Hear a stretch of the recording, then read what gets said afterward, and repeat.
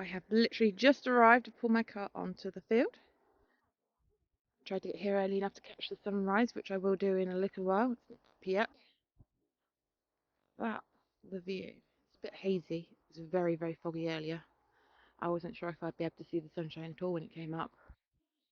This is my little patch of land. Back home. Able to go home. That's a very, very typical Cornish tree. Love Cornwall. That tree has been shaped by the winds coming from the ocean.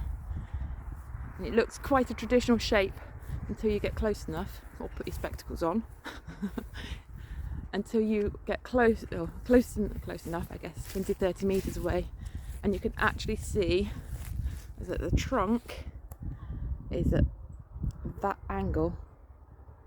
You can see the trunk there alongside my hand, and the wind has shaped that tree for however long that tree has been planted there, and that is a typical Cornish tree. And this lower slope area, there's a small stream that runs down between the two fields and across the bottom of the field, and our woodland hopefully will join up and blend in with the woodland that's already here and extend that habitat for. I can hear pheasants in the woodland area, and off to my right hand side over there somewhere. Oh, and over there. And this, I would like most of this area to be woodlanded, and as I say, have a few little openings and a series of a reasonable sized pond at the bottom, and then some smaller, more protected ponds further up the slope, dotted about for frogs and amphibians, and I want to make natural ponds. It doesn't even matter if they dry up, because if they dry up, the frogs and newts and things are quite like a seasonal pond. They need the wet spring to lay their spawn in, and once the tadpoles have left the pond towards the end of August, they don't necessarily need to have water. They're out feeding, fattening up for the winter, and then the autumn rains come and some of the frogs come back to hibernate, and we start all over again in the spring. There's a nice dip there that we might exploit and expand, and then some connecting ponds that flow one from the other to the other and end up in the large pond at the bottom. Lots of marginal plants, lots of irregular shapes and different depths for the different types of wildlife. My wildlife pond at home is frequented mostly by my hedgehogs, which enjoy swimming in it, and I always know, because my muddy bank where I have my reeds planted in the morning, when the water is slightly lower because it's been a hot few days, will have little hedgehog paw prints in it. And the birds use the shallow bits for a bird bath and all sorts of things. And it's a tiny backyard pond in a wildlife garden at home. See some more magnificent trees, and this one clearly is more sheltered because that one has grown up nice and straight. So part of the plan will be to put in a very large shelter belt right at the top of the field. You can't even see my car anymore, but a really nice big shelter belt at the top, and to get lots of fruit and nuts for the wild birds, so things like crab apples, sloes.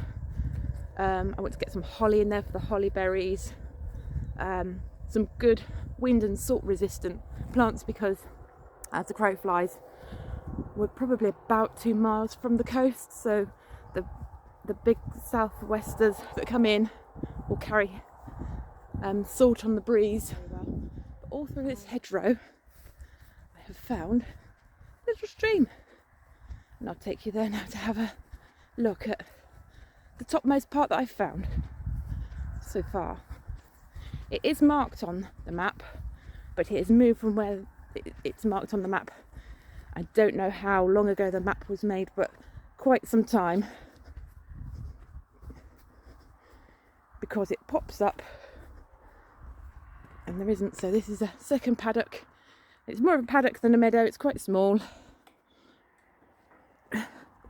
Get the gate. Oh. Open the gate.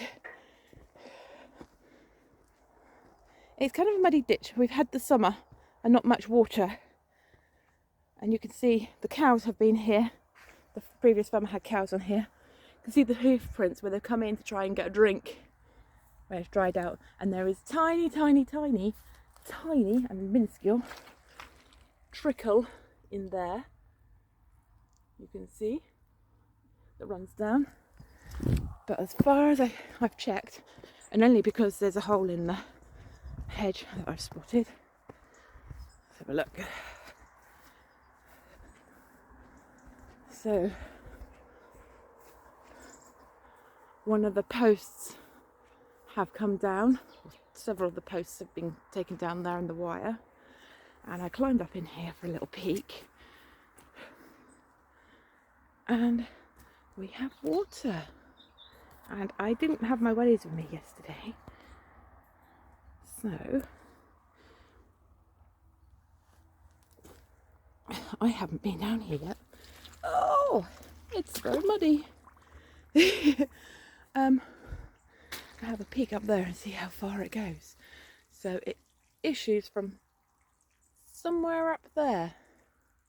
It'll be interesting to follow up and see where it goes. And it follows down here. Oops, I'm not even showing you properly. So it starts up there, runs down here, past my very sinky boot, down that way.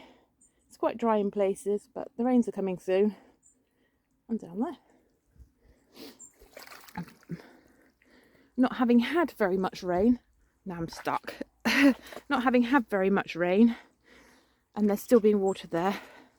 That's, I think, is a good sign that our ground is going to hold moisture. And we have puddles like this, where the cows have hoof imprinted it to get to the water in the little stream. That's where we looked up from the hole we went in over there. So there's certainly water here. Love this bit, but I love these banks, and I love how the land has its own flow, and I have ideas about putting in water catchment swales to slow the water, sink it into the ground, even though it's quite wet ground, but have some trees planted on the swale banks to direct the water downwards. And that will help because it will prevent too much water on heavy rain days flowing down very quickly down the land to the bottom, because it's quite steep. I'm looking up there, you can see the fall of the land there, and it's kind of flat in places there, but then you can see it falls away in others, so the water would travel down to the bottom and make the bottom of the land and the land beyond our boundary very wet if it were raining for a few days. I will slow that water down. Now, have two benefits. It means the neighbour's land at the bottom won't flood as much, or hopefully at all, on very wet seasons. And then on very dry summers, because we've directed that water down through the tree roots, I won't have to worry about whether my apple trees need a bucket of water once a week and carrying buckets of water everywhere. This is the opposite side of the field, and there is a little stream that issues on the farmer's field over the hedgerow, and then runs down along the boundary. And this is another place with lots of cattle hoof prints. You can see how very pitted it is, which is fine, that'll level out. But at the bottom, where the land has been very wet in the winter and they've trodden it, it is very uneven and bumpy. There's the sun coming up. It's not quite yet, it's just the halo, but it's coming. I'm walking down to the bottom of the field. I actually got up at 5 o'clock this morning, so I didn't miss the sunrise, and I realised my mistake because we're nearly in October. I did get to the field at 10 to 7 and the sun wasn't up discover that I'm still on August time when you do have to be up at 5 o'clock to see the sunrise. So I went back to bed with a cup of tea and watched some gardening videos, which I spend most of my time doing. So this is a lovely area at the bottom. It can get very wet. And there's a nice reedy, mushy area here where the water runs down to. This might be a place to dig out a small natural pond. There are already semi-aquatic borderline plants growing here wild, so nature's telling us that's what it wants to do with this bit of land. Very exciting. I'm so excited. And the moon is still there. It's beautiful. Anyway, I'm going to go to a higher spot and take some video of the sun coming up.